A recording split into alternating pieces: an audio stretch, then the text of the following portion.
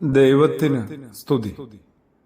പ്രഭാത കിരണത്തിലേക്ക് സ്നേഹവന്ദനം. ഭാഗം 1784. ഇന്ന് നവംബർ മാസം 18-ാം തീയതി 323-ാമത്തെ ദിവസത്തിലെത്തി. വിശുദ്ധനായ ലൂക്കോസിന്റെ സുവിശേഷം 21-ാം അധ്യായത്തിന്റെ ആരംഭത്തില് ദേവാലയത്തില് കാണിക്ക ഭണ്ഡാരത്തില് തന്റെ വഴിപാടർപ്പിക്കുന്ന ഒരു വിധവയെക്കുറിച്ച് പരാമർശമുണ്ട്. ഒരു വലിയ ആൾക്കൂട്ടത്തിന്റെയും തിരക്കുകളുടെയും ഇടയിൽ യേശു കണ്ടെത്തിയ ദരിദ്രയായ ഒരു വിധവ. എല്ലാവരെക്കാളും ഈ സ്ത്രീയെ അധികം നിക്ഷേപിച്ചിരിക്കുന്നു എന്ന് യേശു ഉറക്കെ പറയുകയാണ്. വല്ലാത്തൊരു അത്ഭുതം തോന്നുന്നുണ്ട്, അല്ലേ? ആ സ്ത്രീയിട്ട ചെറു നാണയങ്ങള് എങ്ങനെയാണ് എല്ലാവരുടെ വഴിപാടുകളെക്കാളും വലുതായി മാറുന്നത്? യേശു തുടർന്ന് പറയുന്നു, എല്ലാവരും തങ്ങളുടെ സമൃദ്ധിയിൽ നിന്നാണ് വഴിപാടർപ്പിക്കുന്നത്. ഇവളോ തന്റെ ഇല്ലായ്മയിൽ നിന്ന്, തന്റെ ദാരിദ്ര്യത്തിൽ നിന്ന്, തന്റെ ഉപജീവനത്തിനായിട്ടുള്ളതൊക്കെയും ഇവൾ ഇട്ടിരിക്കുന്നു. 100 രൂപ നൽകാൻ ശേഷിയുണ്ടായിട്ടും 10 രൂപ നൽകുന്ന മനുഷ്യരുണ്ട്. നമ്മളാവട്ടെ 10 രൂപ പോലും നൽകാനായിട്ട് മനസ്സാകാത്തവരുവാ.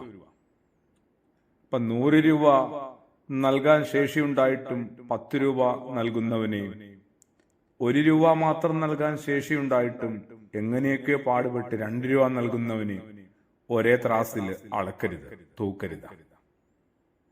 കൂടപ്പിറപ്പുകൾക്കോ സഹയാത്രികർക്കോ വേണ്ടി എനിക്ക് ചെയ്യാൻ കഴിയുന്നതെല്ലാം ഞാൻ ചെയ്തിട്ടുണ്ടായിരുന്നില്ല. ഒരാളും ഈ ഭൂമിയിൽ ഒറ്റപ്പെട്ടു പോകത്തില്ലായിരുന്നു. ആരും ഇത്രത്തോളം തകർന്നു പോകത്തില്ലായിരുന്നു.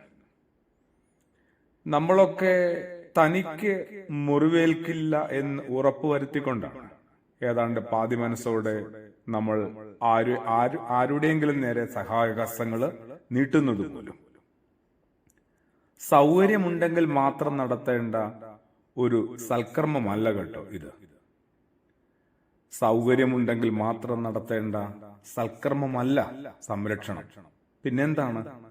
അസൗകര്യങ്ങൾ ഉള്ളപ്പോഴും ആ അസൗകര്യങ്ങൾക്കിടയിലും ഒരു വിട്ടുവീഴ്ചയുമില്ലാതെ തുടരേണ്ട ഒരു ദൗത്യമായിട്ട് നമ്മൾ ഇതിനെ കണ്ടേ മതിയാവും.